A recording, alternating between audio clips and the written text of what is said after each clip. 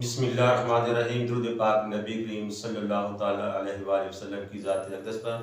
तो स्टूडेंट्स, हमारा chapter number 2 जो है वो जारी है। मेरा आज का टॉपिक है नेचर ऑफ रूट्स। ये मैंने एक टेबल साहब के सामने बनाया है। आपको मैंने पिछले लेक्चर में बताया था कि b² माइनस 4ac इसको हम डिस्क्रिमिनेंट कहते थे। ठीक है, डिस्क्रिमिनेंट। अब इसके मुख्तलिफ केसेस हैं कि पहला जो केस है, अगर डिस्क्रिमिनेंट जो है ग्रेटर दैन 0 हो, मीन कि जब आपने बी, ए और सी की वैल्यूज डिस्क्रिमिनेंट में डालेंगे और उसका रिजल्ट पॉजिटिव आ जाए, इसका मतलब यह होगा कि ये ग्रेटर दैन 0 होगा।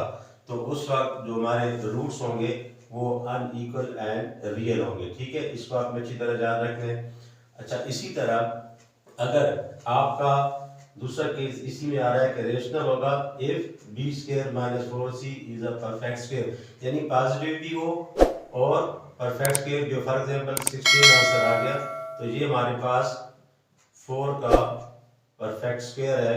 तो इस वजह से ये जो है रेशनल भी होगा, पॉजिटिव भी हो और परफेक्ट स्क्वायर भी हो, तो हमारे पास वो केस क्या बनेगा, रेशनल का बनेगा। ठीक है, तो सिंपली ग्रेटर देन 0 हो, फॉर एग्जांपल कि आपका डिस्क्रिमिनेंट का आंसर जो है वो 17 आ जाता है। ठीक है, तो ये भी greater than 17 is also greater than 0।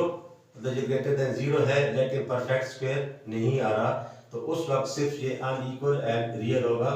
इस केस में क्या है कि ग्रेटर देन 0 भी है और परफेक्ट स्क्वायर भी आ रहा है, तो ये फिर रेशनल होगा। ठीक है, सेकंड केस जो है, अगर डिस्क्रिमिनेंट लेस देन 0 हो, यानी डिस्क्रिमिनेंट की वैल्यू हमारे पास नेगेटिव आ जाए, तो वो क्या होगा, लेस देन 0। फॉर एग्जांपल -3 आ गया, आपने वैल्यूज डाली, डिस्क्रिमिनेंट का आंसर -3 आ गया जो कि लेस देन 0 है। उस वक्त ये इसका केस क्या बनेगा कि ये रूट्स जो है इसके अनइक्वल एंड इमेजिनरी है। ठीक है, ये जो सारी बातें मैं डिस्कस कर रहा हूँ ये नेचर ऑफ रूट्स के बारे में कर रहा हूँ। ठीक है, अगर डिस्क्रिमिनेंट का आंसर इक्वल टू 0 आ जाए तो उस वक्त रूट्स क्या होंगे, इक्वल होंगे। फॉर एग्जांपल कि आपने डिस्क्रिमिनेंट में वैल्यूज डाली और आंसर 0 आ गया, तो उस वक्त डिस्क्रिमिनेंट वो जो रूट्स होंगे वो क्या होंगे, इक्वल होंगे। तो स्टूडेंट्स, ये आपने इनको ये 3 केसेस हैं, इनको मेमोराइज करना है, क्योंकि इसी बेस पे 1.2 के जितने भी क्वेश्चंस हैं वो पूछे जाएंगे कि find the nature of the roots of the following quadratic equation.